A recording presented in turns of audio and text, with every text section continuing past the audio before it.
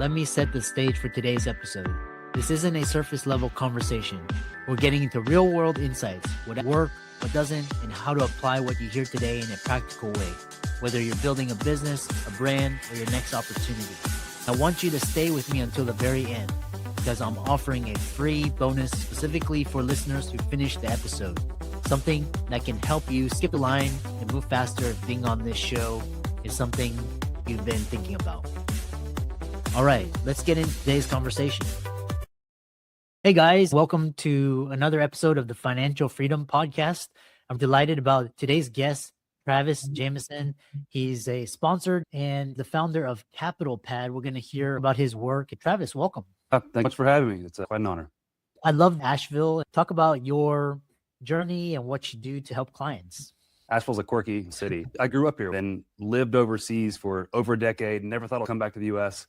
and somehow ended up right back. During that time, I was a serial entrepreneur. I've created a dozen companies. I was a founder. I had several liquidity events. The companies were in software, healthcare, supplements, e-commerce. After I started allocating capital to different asset classes, trying to have my capital work for me instead of me having to work for the capital, I fell into these different asset classes over time.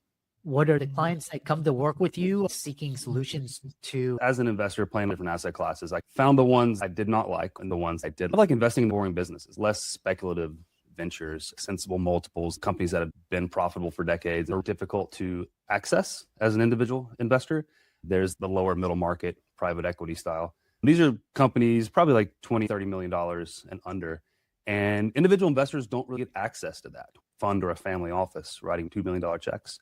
We ended up founding Capital Pad, the platform where people can invest in individual deals of companies that fit the profile I described. Definitely not mega cap private equity. What industries, what asset classes do you target? What are some of the returns and your strategy around investing? We target boring businesses, not technology focused, industrial. We've done rehab clinics, oil and gas servicing companies, bridge maintenance companies, things that are quite boring but stable. The beauty of the lower middle market is it's priced differently compared to most private equity. Private equity on the large end is having a tough moment. If you buy an asset, it's 10 or 15 times earnings. You really have to grow it a lot to see a good return. That worked fine when the cost of money was basically zero. It doesn't anymore. Where the assets that we're playing with, you're buying them like 3 to 6 times earnings. And so it changes the math. A company doesn't need to grow for investors to realize great returns. If it stays stable, everyone wins. It's far less speculative. We're targeting businesses that are around for decades. If you buy them cheap, it's harder to lose. As for returns, I obviously can't give specifics on anything. I speak the general asset class, a really good annual study of the Stanford Search Fund study. There's a couple of what they call independent sponsor studies from McGuire Woods and Citron Cooperman. The returns are averaging 25 to 35% IRR. Is basically have a look at the aggregate of the entire asset classes, which is absolutely bananas, right? That's not a normal return. What type of investors do you attract? High income, high net worth, mom and pop? Who comes to invest with you? Only accredited investors. It tends to be a lot of entrepreneurs, business owners, and finance people. That tends to be the target person because they understand the asset class more. Someone who's never been in a business or understood finance, they might come and it's foreign, but people are trying to diversify a lot of stocks and real estate. This is a nice third diversifier that fits into a lot of people's portfolios, as long as they're accredited and understand the asset class. For the audience not familiar with Accredited, about the minimum income, net worth, and holding periods.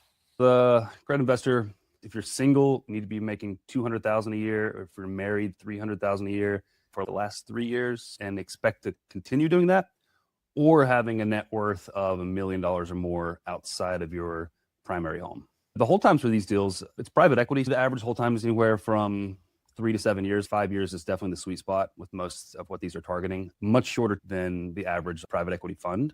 They'll have a lot of different deals in there at the same time. It takes a long time to deploy it. These tend to be more liquid. It's easier to move in and out of them due to their size. Some of the deals pay regular cash distributions quarterly, but the vast majority do not due to lender restrictions when buying the business.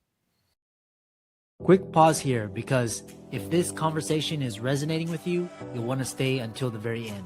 At the end of this episode, I'm giving listeners who finish priority access and the ability to skip the line if being a guest on this show is something you've been considering right now.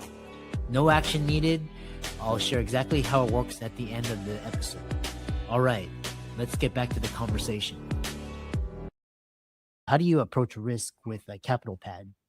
I can tell you our process. It's a two-sided platform. We call sponsors, generally former private equity individuals who went out on their own and are now doing deal by deal. They bring the deal to us. And as the platform, we curate that.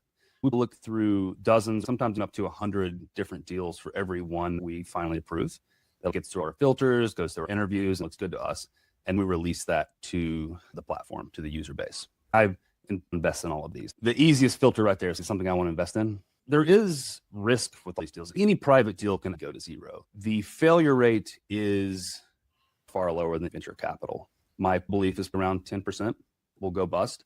Generally, the company wouldn't be able to meet its lender obligations. That's probably the scenario with most of these. You can have 10 go to zero, but if the others are returning 20 to 30% IRR, the math still ends up really good for individual investors. That's how I do that.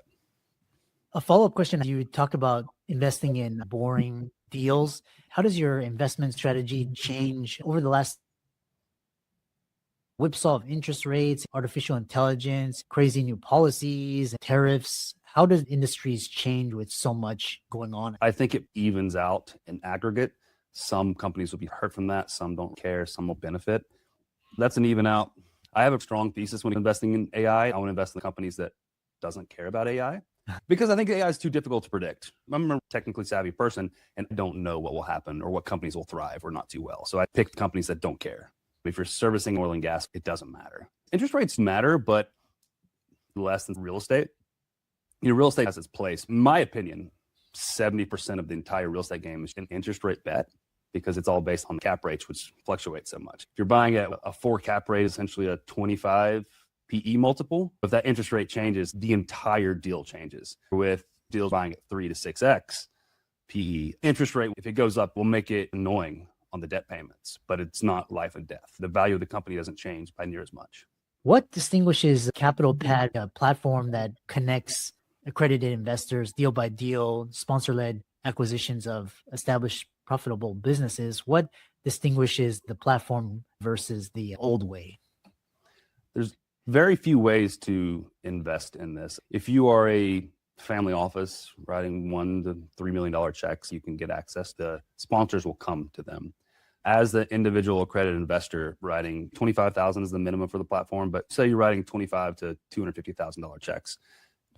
Most people can't get access. If you were really plugged into the industry, as I became, I can get access to some deals, right? You find certain ones that they'll take my $50,000, my $100,000, but you're having to go to different conferences, source on forums. With all deals, how do you win? Enough deal flow to pick the good ones. If you're only seeing 5, 10 deals a year, it's hard. Through the platform, because we're aggregating everything, we're able to look at just multiples more deals for every one that we can say yes to. When we thought this up, is I would like to plow more of my capital into deals like this. But how was the answer? It's a benefit to the sponsors bringing the deals to us. They want to raise capital and they don't want to have 100 different phone calls with random people, 100 different email threads. They're able to do it on one platform. So centralizing with technology, making it better for both sides.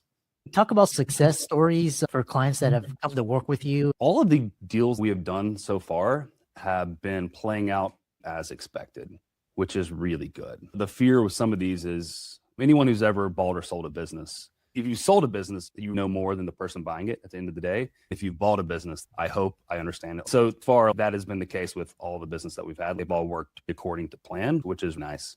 People who are accredited investors can come apply to get access. It's not guaranteed, but if approved, they can get deal flow. It's a low volume platform. It's like AngelList, how the process works. We might have one deal every 2 or 3 months because we can't predict when a good deal will come. The shortest time period we've had is 2 in 1 month. Otherwise, it's 3 months in between. Very low volume platform. How can people connect and learn more? Go to capitalpad.com, sign up, and read about it, socials, Travis Jamison, or Google. I own an SEO company, so we do okay. Thanks for coming on and talking about Capital Pad. I think the audience enjoyed learning about it. Thanks again. Pleasure's all mine. Have a great one. If you stayed until the very end, congratulations. You've earned the freebie. As promised, here it is. Email chris@drchrislewmdphd.com. You'll find it in the show notes and simply put podcast freebie. A member of our team will reach out to you about being a guest on the show. If you found value in today's conversation, please take a moment to rate the show 5 stars and follow us on Apple Podcasts and Spotify. It helps more people discover the conversations we're having here. To be a premium guest on the show, book a spot or join our podcast community. You'll find the links in the show notes below. And if you're looking for more personal guidance, you can book one-on-one coaching call with me. Our books, products, and courses are linked in the show notes. Thanks again for listening, and I'll see you in the next episode.